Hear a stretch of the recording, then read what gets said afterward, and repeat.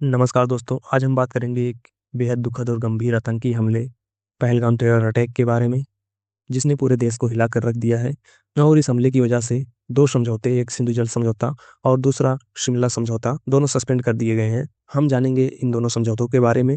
तो दोस्तों, आप सभी को पता है अभी 22 अप्रैल को पहलगाम जम्मू एंड कश्मीर में एक अटैक हुआ, जिसमें आप सभी को पता है कि 26 पर्यटकों की मौत हो चुकी है, जिसमें 25 भारतीय हैं, एक नेपाली नागरिक शामिल है और 20 से अधिक लोग घायल हुए हैं।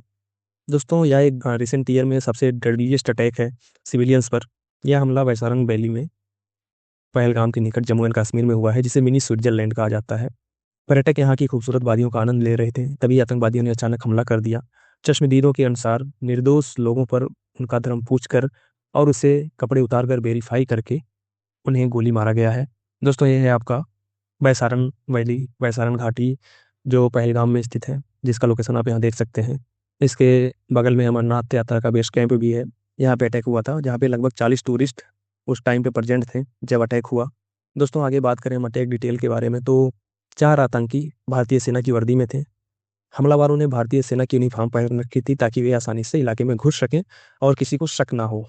आतंकियों ने अचानक निहत्थे पर्यटकों पर बहुत ही करीब से गोलियां बरसाना शुरू कर दी, जिसमें मौके पर कई लोगों की मौत हो गई। 26 लोगों की डेथ हो गई है। आतंकियों ने कुछ पर्यटकों को इस्लामिक आयतें पढ़ने के लिए कहा, जो नहीं पढ़ पाए उन्हें मौके पर ही गोली मार दी गई। दोस्तों, आप सभी को पता है हमला वैसारन घाटी में हुआ, जो अपनी सुंदर वादियों और ट्रैकिंग के लिए मशहूर है। यहाँ हर साल हजारों पर्यटक घूमने आते थे। अब आगे क्या होगा पता नहीं भाई। दोस्तों, हमलावारों और उसकी रिस्पॉन्सिबिलिटी लेने वालों की बात करें तो इस हमले की जिम्मेदारी जो है टीआरएफ, द रेसिस्टेंट फ्रंट नामक आतंकी संगठन ने ली है, जो है डीआरएफ। दोस्तों, यह जो संगठन है पाकिस्तान स्थित लश्कर ए तैयबा से जुड़ा हुआ है। टीआरएफ दरअसल लश्कर ए तैयबा का एक नया चेहरा है। ये जो आपका लश्कर ए तैयबा का फ्लैग देख रहे हैं आप, इसका एक नया चेहरा है। द रेसिस्टेंट फ्रंट इंडिया में काम कर रहा है टीआरएफ नाम से। दोस्तों, टीआरएफ को एक प्रॉक्सी संगठन के रूप में इस्तेमाल किया जाता है ताकि पाकिस्तान और लश्कर ए तैयबा तक सीधे अंतर्राष्ट्रीय दबाव या निगरानी ना पड़े। यह एक प्रॉक्सी संगठन के रूप में काम करता है। यह आतंकी गतिविधियों को एक नए नाम से अंजाम देकर वैश्विक जांच से बचने की रणनीति का हिस्सा है। ये जो आपका टीआरएफ द रेसिस्टेंट फ्रंट है। दोस्तों, गवर्नमेंट रिस्पांस की बात करें तो प्रधानमंत्री नरेंद्र मोदी ने इस हमले की कड़ी निंदा की है और दोषियों को न्याय के कटघरे में लाने का संकल्प लिया है। प्रधानमंत्री Narendra Modi condemned the attack as heinous act. Pakistan के साथ कूटनीतिक संबंधों को घटाया है, जिसमें हम बात करें तो सबसे पहला तो इंडस ट्रीटी को सस्पेंड कर दिया गया है और इसके साथ ही साथ कूटनीतिक कदम इंडिया ने लिया है, जिसमें आपका अटारी चेक पोस्ट जो है उसे बंद कर दिया गया है, जो भारत और पाकिस्तान के मुख्य भूमि को संपर्क मार्ग को जोड़ता है, उसको बंद कर दिया गया है। शार्क वीजा छूट योजना जो है उसको सस्पेंड कर दिया गया है। पूर्व में जारी सभी वीजा जो हैं वो रद्द माने जाएंगे। वर्तमान में भारत में रह रहे पाकिस्तानी नागरिकों को 48 घंटे के अंदर भारत छोड़ के जाना पड़ेगा। राजनीतिक संबंधों की बात करें तो उसमें नई दिल्ली स्थित पाक उच्च आयोग के रक्षा, नौसेना और वायु सलाहकारों को अवांछनीय व्यक्ति घोषित किया गया है। उन्हें 1 सप्ताह में भारत को छोड़ना होगा। दोनों देशों के उच्चायोगों से कर्मचारियों को वापस बुलाया जाएगा। प्रधानमंत्री नरेंद्र मोदी की अध्यक्षता में कैबिनेट सुरक्षा समिति CSS ने सुरक्षा स्थिति की समीक्षा की। हमले की सीमा पार से जुड़ी कड़ियों की जानकारी दी गई। यह हमला जम्मू कश्मीर में सफल चुनाव और आर्थिक प्रगति के बीच हुआ, जो अस्थिरता फैलाने की कोशिश को दर्शाता है। दोस्तों, इस पर प्रतिक्रिया देते हुए पाकिस्तान ने 1972 के शिमला समझौते को निलंबित करने की घोषणा की है और भारत के साथ बाघ सीमा को बंद कर दिया है। इसके साथ ही उसने बाघा के जरिए भारत से होने वाली सारी सीमा पार आवाजाही को रोक दिया है और भारतीय विमानों के लिए अपना हवाई क्षेत्र बंद कर दिया है। तो पाकिस्तान ने इसके प्रतिक्रिया में जो 1972 का शिमला समझौता था उसको सस्पेंड कर दिया है। दोस्तों, दुनिया भर के सरकारों ने इसकी कड़ी निंदा की है। इस भयावह हमले की अमेरिका, ब्रिटेन, चीन सहित कई प्रमुख देशों ने कड़ी निंदा की है। इन देशों ने भारत के साथ संवेदना व्यक्त की और आतंकवाद के खिलाफ एकजुटता का संदेश दिया है। देश के अंदर कश्मीर में सुरक्षा व्यवस्था की गंभीर चूक को लेकर काफी आलोचना हो रही है इंडियन गवर्नमेंट की। यह सवाल उठ रहे हैं कि इतने संवेदनशील इलाके में आतंकी कैसे सेना की वर्दी में घुसपैठ कर पाए। इस हमले के बाद देश भर में आतंकवाद रोधी रणनीति की पुनः समीक्षा और उससे और अधिक मजबूत और प्रभावशाली बनाने की मांग उठ रही है। विशेषज्ञों और आम जनता दोनों का मानना है कि अब कार्रवाई और शक्ति का समय है। ऑनगोइंग इन्वेस्टिगेशन की बात करें तो हमले के बाद भारतीय सुरक्षा एजेंसियों ने पूरे क्षेत्र में विशाल सर्च ऑपरेशन शुरू कर दिया है। पहलगाम और आसपास के इलाकों में सेना, CRPF और जम्मू कश्मीर पुलिस द्वारा संयुक्त तलाशी अभियान चलाया जा रहा है। इस हमले की जांच अब एनआईए राष्ट्रीय जांच एजेंसी को सौंप दी गई है। यह एजेंसी आतंकवाद से जुड़े मामलों का सबसे बड़ा जांच संस्था है, जो सबूतों को इकट्ठा कर हमले की योजना और साजिश को उजागर करने का प्रयास कर रही है। 3 संदिग्धों के नाम सार्वजनिक कर दिए गए हैं, जिनमें से 2 पाकिस्तानी नागरिक हैं, जिनमें से 2 आपके पाकिस्तानी नागरिक हैं। दोस्तों, यह जो है उस दावे को मजबूत करती है कि इस हमले के पीछे पाकिस्तान आधारित आतंकी संगठन का हाथ है। दोस्तों, अभी इंडिया में फिलहाल आज की डेट में, आज आपका 25 अप्रैल है, आज जो जितने भी आपके पॉलिटिकल पार्टीज हैं उनकी मीटिंग हो रही है। क्या अपडेट निकल के आता है उसको हम देखेंगे बाद में। खैर, हम बात करते हैं आगे इंडस वैली ट्रीटी की, जिसको सस्पेंड कर दिया गया है पहलगाम अटैक के बाद। दोस्तों, इंडस वाटर ट्रीटी सिंधु जल संधि भारत और पाकिस्तान के बीच एक जल वितरण संधि है। यह संधि 19 सितंबर 1960 को कराची में भारत के तत्कालीन प्रधानमंत्री पंडित जवाहरलाल नेहरू और पाकिस्तान के तत्कालीन राष्ट्रपति अयूब खान के बीच हस्ताक्षरित हुई। दोस्तों, इस संधि को विश्व बैंक की मध्यस्थता में तैयार और संपन्न किया गया था। इसमें जो है वर्ल्ड बैंक ने मीडिएटर का काम किया था, और उस टाइम के 1960 में भारतीय प्रधानमंत्री जवाहरलाल नेहरू और पाकिस्तानी प्रेसिडेंट, वहाँ के राष्ट्रपति जनरल अयूब खान ने इस संधि पर साइन किया था। दोस्तों, इसमें जो मुख्य प्रोविजन थे उनकी बात करें तो यह संधि भारत को पूर्वी नदियों सतलज, ब्यास और रावी इसका पूर्ण नियंत्रण देती है, जबकि पश्चिमी नदियों जो वेस्टर्न रिवर्स हैं, इंडस, झेलम और चेनाब, इनका नियंत्रण पाकिस्तान को सौंपा गया था। दोस्तों, भारत को जो ये सिंधु नदी सिस्टम है, ये सारी नदियां जो हैं सिंधु नदी सिस्टम का 30% भाग प्राप्त हुआ था। जो जल का बचा हुआ भाग था, 70% बचा हुआ भाग जो है आपको पाकिस्तान को मिला। दोस्तों, संधि के अनुसार भारत को पश्चिमी नदियों के जल का सीमित सिंचाई के लिए उपयोग करना था। सिंचाई में उसका सीमित उपयोग था, जबकि गैर अपव्ययी उपयोग जैसे विद्युत उत्पादन, नौका वाहन, मछली पालन इत्यादि के लिए कोई लिमिट नहीं थी। सारे जल का उपयोग कर सकता है, क्योंकि उसमें जल का व्यय नहीं होता है। साथ ही यह संधि भारत द्वारा पश्चिमी नदियों पर निर्माण परियोजनाओं के लिए विस्तृत नियम निर्धारित करती है। दोस्तों, मैप में देखें तो आपका जो पूर्वी नदियां हैं, सतलज नदी और ब्यास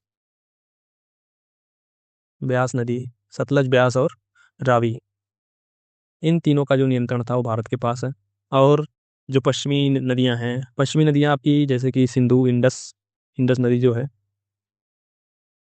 ये वाली इंडस नदी की, झेलम नदी की और चेनाब नदी की। झेलम नदी की हो गई, ये है चेनाब आपका। इन 3 पश्चिमी नदियों का जो नियंत्रण था वो पाकिस्तान के पास था। और इस प्रवाह सिस्टम, ये जो पूरा प्रवाह सिस्टम है सिंधु नदी, इसका 30% जल का हिस्सा भारत उपयोग कर पाता था, बाकी 70% जो है पाकिस्तान के पास रहता था। ये जो पाकिस्तान है, ये जो है पश्चिमी और पूर्वी जो सारी नदियां हैं, इनका जो निचला प्रवाह है वो पाकिस्तान में ही होता है। तो पाकिस्तान को हमेशा यह आशंका बनी रहती है कि भारत युद्ध जैसे हालत में बाढ़ या सूखा उसके देश में उत्पन्न कर सकता है। तो यह आशंका हमेशा पाकिस्तान को बनी रहती थी। 1947-48, 1947, 48 के भारत पाक युद्ध के दौरान इस नदी प्रणाली पर जल अधिकारों को लेकर विवाद उत्पन्न हुआ था। लेकिन 1960 के संधि अनुमोदन के बाद भारत और पाकिस्तान ने कई सैन्य संघर्षों के बावजूद जल के मुद्दों को लेकर कोई युद्ध नहीं लड़ा। अधिकांश विवाद और मतभेद संधि के ढांचे के अंतर्गत कानूनी प्रक्रिया के तहत सुलझाए गए थे। दोस्तों, इन नदियों का क्रम देखें पश्चिम से पूर्व की तरफ, तो सबसे पहले आपका सिंधु इंडस नदी पड़ती है, उसके बाद आपका झेलम पड़ेगा, झेलम के बाद आपका चेनाब नदी पड़ती है, उसके बाद आपका रावी, उसके पूर्व में ब्यास और उसके पूर्व में सतलज सबसे पूर्वी या सबसे निचली नदी है, उसके ऊपर ब्यास और रावी, फिर चेनाब, झेलम और इंडस। इस तरीके से इनका क्रम है, जिसको आप देख सकते हैं।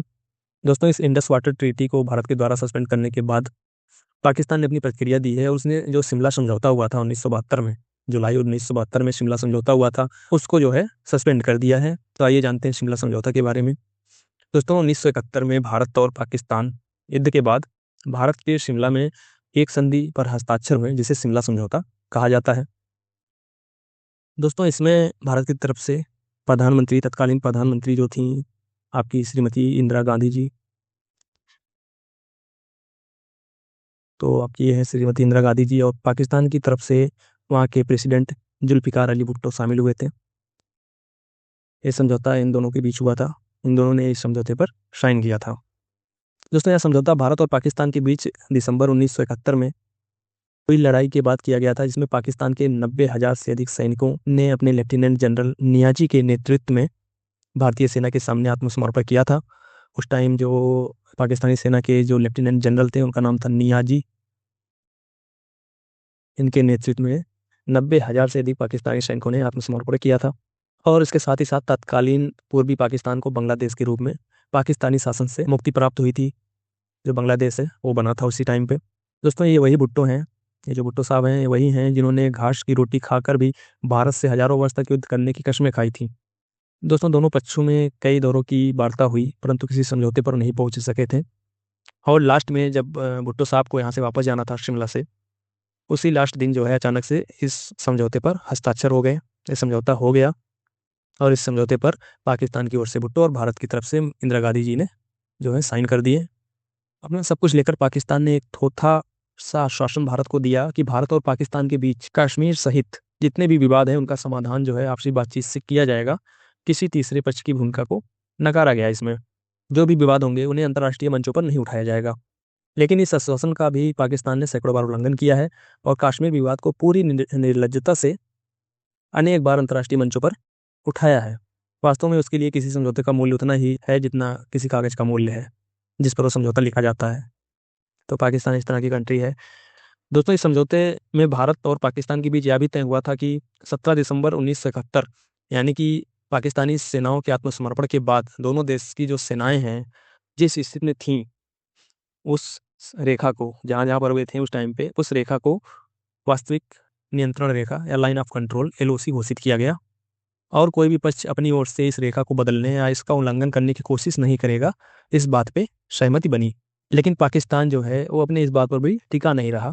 सब जानते हैं कि 1999 में कारगिल में पाकिस्तानी सेना ने जानबूझकर घुसपैठ की और इस कारण भारत को कारगिल में युद्ध लड़ना पड़ा। तो ये रहा आपका शिमला समझौता, जो कि पहलगाम टेरर अटैक के बाद ये भी सस्पेंड हो गया है सिंधु वाटर ट्रीटी के साथ साथ।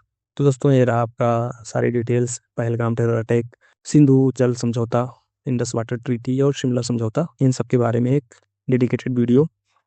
तो ये पहलगाम टेरर अटैक काफ़ी जीनियस एक्ट रहा। इस तरह की चीज़ें नहीं होनी चाहिए मानव समाज में। तो इसी के साथ हम इस वीडियो को एंड करते हैं। जय हिंद।